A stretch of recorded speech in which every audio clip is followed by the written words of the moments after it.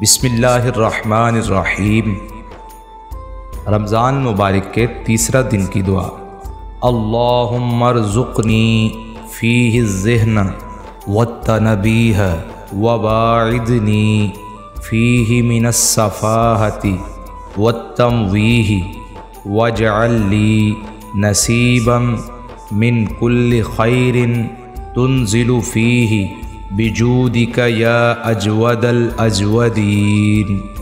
ऐ अल्लाह, आज के दिन मुझे होश और आगाही अता फरमा और मुझे हर तरह की नासमझी और बेराह रवी से बचा के रख और मुझको हर उस भलाई में से हिस्सा दे जो आज तेरी अताओं से नाजिल हुआ। ऐ सबसे ज़्यादा अता करने वाले।